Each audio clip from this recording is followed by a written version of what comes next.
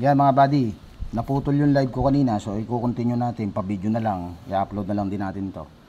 So ulitin ko, ito yung PPC nya, safety lock, yung solenoid nito. Ito yung sa travel, ito yung sa swing, ito yung sa mode selection. Okay mga buddy. So ito yung S1, S2, S3, S4. Okay, ito yun mga buddy. Ito yung band aid nya. Yan, S1 safety lock, travel, S2, S3 swing, S4 mode. Okay mga buddy. Ito yung love letter namin ni buddy. Ayun. So yung ating self-reducing valve mga buddy, ang trabaho nito mga buddy, self-reducing valve, ito yung function nito mga buddy. Ang function ng self-reducing valve ay napakahalaga nito mga buddy. Dahil ito ay pag ito ay i-stock mga buddy, yung spool niyan sa loob, pag i-stock yan mga buddy, ang mangyayari dyan mga buddy, wala tayong pressure na papasok dito. Ayan, dito sa solenoid valve body natin ito, kung tawagin to yung buo na yan ay solenoid valve body. Buo yan mga buddy. Ayan, isang buo. Kaya may ano siya, body kung tawagin. Solenoid valve body kung tawagin. Ayan, assembly sa Komatsu mga buddy. Okay. So itong yung pressure natin dito mga buddy, pressure dito tatagos yan mga buddy. Dito isusuplayan mga buddy. Tapos ito yung test port niyan. Ayan, ito yung test port. Ito yung dito ikinakabit yung test port, yung plug. Yung plug nito tatanggalin, dito ikakabit yung test port mga buddy. Okay. Tapos itong isa na ito mga buddy, yan dito. Ito naman yung return. Babalik sa tangke ito mga buddy. Andiyan sa likod. Yan dito tinanggal yan sa loob nito. Ayan, diyan. Nasa likod ng control. Okay, mga buddy. Yun, sa baba yun. Ayun, yung tinanggal yun, doon. Tapos, yung likod nito, ito yung mga buddy, ito yung babalik sa tangke. Na, pupunta sa tangke yan. Okay, so ito yung pressure, ito yung balik sa tangke, mga buddy. Ang function nito, mga buddy, ay napakahalaga dahil ang function nito ay kailangan, ay hindi siya stack up dahil pag stack up ang spool nito, wala tayong pressure na papasok dito, mga buddy. Sa solenoid valve body natin, hindi masusupply mga body itong solenoid. Kahit may kuryente tayo, goods ang kuryente natin mga body. Example, goods lahat ang kuryente natin. Tumatrabaho lahat ng solenoid natin, energize. Pero wala naman supply tayong pressure dito na hydraulic pressure dito para i-supply niya rito sa mga solenoid niya para mag-energize to mga body. Ayan. Ang mangyayari niya mga body, for example, okay ang electrical natin, tapos may problema tayo rito, lahat mga body ng galaw ng unit niyan, at pag may problema rito, laging mahina ang galaw, mahina, may tinatawag na trouble na 2 minutes lang o 5 minutes, ala na, down na unit. Yun, isa sa pinagmumulan to mga body tatandaan ninyo, basta i-stock to, yung spool niyan sa loob, i-stock mga body, yun yung spool na yun sa loob, pag i-stock to, mamaya pakikita ko sa inyo yung laman nito. Pag in-stock to, mawawalan tayo ng 500 to 400 o 350 PSI sa natin mga body, sa PPC. Ayun, sa PPC natin. Mababasyo yung joystick natin sa taas, yung PPC valve mga body. Kasi pag nag-open ng hydraulic flow ng hydraulic nito, iaano niya sa to mga body, ibabato niya sa itaas. Doon sa ibabato niya, doon sa dito niya ibabato mga body yan. Pag nag-open ng safety lock mga body, good ang kuryente at good din ang hydraulic system, dito babato yan mga body. Yan dito. Dito tatakbo rin yan. Kaya ang function noon ay napakahalaga. Pag ini stack up o mahina na ang pressure na ron sa natin sa self-reducing valve, hindi tayo makakakuha ng 500 PSI dito mga buddy, kahit good ang PPC valve natin, yung nito sa loob, kahit good. Yan mga buddy. Meron sa senaryo, mababas yung mga buddy, lalo kapag na-combination. Kumbaga sa mga equipment na yan yung charging pump niya, pilot pump kung tawagin. Yun, yung nasa likod ng bomba. Nasa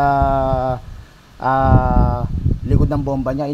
Kumbaga sa mga ganon, ito naman yung pinaka pilot pump niya, charging pump.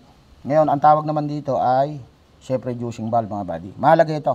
Yun yung function na share ko sa inyo mga buddy. Pag himina ang unit at good ang kuryente, tapos sa unang galaw niya medyo malakas siya ng konti, pero pagdating ng 5 minutes ay humihina na siya kahit bagong gawa ka ng bomba o kaya setting mo o kaya ang control valve mo. Yan, na-experience namin yan. Na-experience namin yung mga buddy. Yan, sa mga nagagawa namin, na mga nire-recover namin. So, ang laging mahalaga, pagka ganitong may self-reducing valve, ang unit. Yan. Check po natin yung self-reducing dahil pag imista kang self-reducing, yung spool, mahina na ang pressure dito. Mga 200 PSI na lang yan. So, kailangan nito ay 350 to 500 PSI maximum. So, mawawalan tayo ng pressure dun sa pilot, sa PPC valve natin sa taas. Okay mga buddy? So, ngayon, ang laman nito sa loob, nasabi ko na yung function nito, mahalaga. Ito yung nagsusupply ng pressure sa solenoid valve body at saka nagsusupply ng pressure sa PPC valve. Yung joysticks dun sa taas, yung dalawa, kaliwat kanan. Okay mga buddy? Yun. Kaya, malaki ang trabaho nito mga buddy sa equipment. Yun. Bali, ito yung isang plug, ito yung isang ano niya, ito tapit to. May filter sa loob to. Yan. Bali, nakasuksok to mga buddy. Meron ding o-ring na maliit sa loob yan. Tapos, yung nakakita nyo na yan, filter yan. Yung nasa loob, filter yan. Sheet naman to, iuupo lang na ganun yan. Yan. Mamaya tatanggalin din namin to. Yan. Marami na akong video nito mga buddy. Yung nakagawa na akong video nito. Yan. Yun, nahulog na mga buddy. Oh. Yun. Ganun nyo. Yan yun, nahulog na. Maganda na yung gano'n, nahuhulog. Kasi kanina yan, stack up. Kaya pinabaklas natin. Yan, napansin ninyo, medyo malinis na. Yan. Pero hindi pa final yan, mga buddy. Hindi pa final. Yan. So, ngayon, ayan, ganyan yan. So, yung may bulitas mga buddy, yan, yung may bulitas na yan, tatandaan. Ito, may bulitas to. Yan, tatanggalin din namin to mamaya. Kasi may bulitas yan, mga buddy. Okay. May bulitas. Yan. May bulitas to at saka, ano ba yon? May spring yata to, yung loob. Ayan. Kulang na sa kape. Ang cheap. Pero may bulitas yan at saka pwedeng may spring din yan. May spring. Buddy. So, itong spring nito, yung spool nito, yung sinasabi ko, kailangan ay hindi siya masikip. So, yung naman spool natin nito ay, ang ano nito, ay mababaw at saka malalim. Ayan, malalim na yun. Hindi lang kitang-kita, pero malalim po yan. Yan. Hindi ano ang spring mga buddy. Ayun, lubog ang spring. Yan yung malalim, yung lubog ang spring.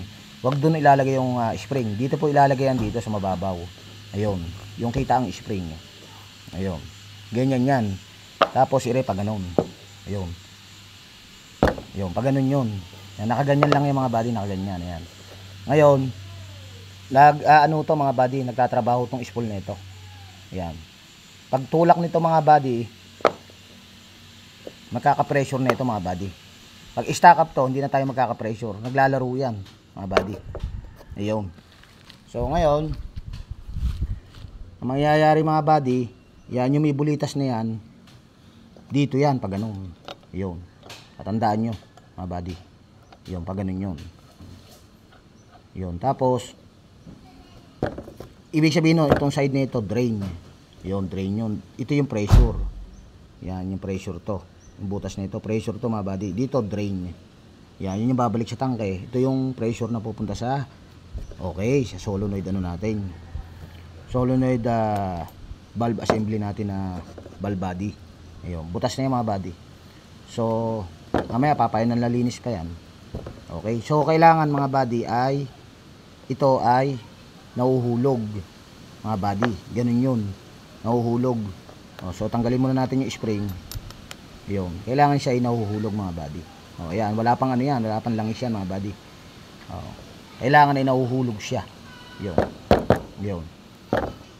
Kailangan ay nahuhulog. Kaya ano natin mga buddy yan. Mamaya i-check pa, ipa-final pa natin yan mga buddy mamaya. Yan. Dinedemo lang natin. Yun. Ngayon, nung tinanggal to, pinapalo pa mga buddy. Pinapalo. Ayun, lumusot na rin eh. Maliit lang yung pangsundot. Pero kanina nakita nyo nahulog. Mga buddy, nahulog kanina. Okay. So, ganun ang ano niyan ha, yun ang function yung mga body. So, pag ikakabit naman yan, ang mayayari kabit niyan, pag ikakabit, mga body, ayan. Pag ikakabit na, tatandaan ninyo, ito yung ano mga body, ito yung sa drain, yan. So, pag nabuo nyo na, kasi nakakabit pa ito may filter to Mamaya, pagka ano, tatanggalin pa namin Yan, natatanggal to, napuputol.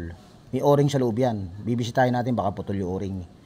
Yan, tapos yung filter, lilinisin din natin. So, ang kabit niyan, ito, yan. Yan yung sa drain. So, pag ganyan yan. Ayun. Pag yung a-assemble nyo ng final. Yan. Okay. Yan, hawak ko pa yung cellphone mga buddy, pero gumagawa tayo ng tutorial sa mga kabady natin. Tapos, ilalagay nyo na yung, ganyan na yan. Ilalagay nyo na itong ito. So, yung mababaw, sa loob yan mga buddy, sa loob. Yung ang spring ikita. Ayun, yung kita ang spring. Okay. Yung isa kasi niya malalim. Lulubog na spring. Okay. Tapos, lalagyan nyo ng langis yan. Pag yung final na malinis na. Yung loob, lalagyan nyo ng langis. Lilinisin to, ng liham pino. Tapos, ikakabit nyo. Yung ganon. Yan. Ano lang yan, demo. Ayun. So, nakabit ng ganon. Ay mga buddy, Tingnan yan, naglalaro na, Ngayon na, naglalaro na, mga buddy, ganyan sana. Hindi yung stack up. Ayun, hindi yung laging naka-stack lang. Nakabukas. Hindi yung nakasara. No, mga buddy. Okay. Ayun, naglalaro na. Tapos, pagka ilalagay nyo na yung plug. Ganun. Mga buddy. Yun ang demo nun. Tutorial. Ng alagang lakay. Pag napanood mo itong video na ito, yan, hindi pa final yan mga buddy lilinisin pa yan at saka final ng linis, tapos langis, yan, may langis tayo, yan, tsaka natin ikakabit. Yun. God bless sa ating lahat mga buddy. Pag napadaan kayo pag nadaan yung aking video sa inyo mga buddy, i-like at saka share na rin ninyo mga buddy, at saka follow na rin. Ayun. Yun, sa alagang lakay mga buddy. Yan. God bless mga buddy. Kain na tayo. Ayan. At ang target dito ay Saturday mga buddy. So ito yung reseta natin mga buddy. Yung reseta. Ayun. Yan yung band-aid. Tatanggalin na natin itong band-aid na ito pag okay na itong unit natin. So ang history nito ay bagong gawa ng bomba. Una ay hinasa ang bomba, yung dating internal parts niya sa loob, hinasa nung unang gumawa. Tapos pagkaranong hinasa, hindi tumama, may iba na naman ang gumawa, binalitan ng bago na mga laman loob. Ayan. Tapos binaklas namin ngayon, yan, mga bago nga, cradle, cradle, piston shoe, ball guide, valve plate, shape plate, swash plate. Yun, mga bago. Ang sakit niya ay ang nagagamit to 30 minutes lang mga buddy. Pagkaraan ala na. Dahil ako mismo tinesting ko to ng 30 minutes, talagang ala na mga buddy. Yan, may kasamang electrical din kaming gagawin dito. Iayos din namin to. Tapos meron tayong walang mi-supply dito. Dalawang walang mi-supply. Isang travel at saka isang mode selection. So yung pangalawa, ayan, yung pangalawa na ito, tsaka ito, wala. Travel at saka mode. Ang meron lang ay safety lock at saka swing. Okay mga buddy, God bless sa ating lahat at lunch time tayo mga buddy. Sana ay may na-share na naman at naibahagi sa inyo.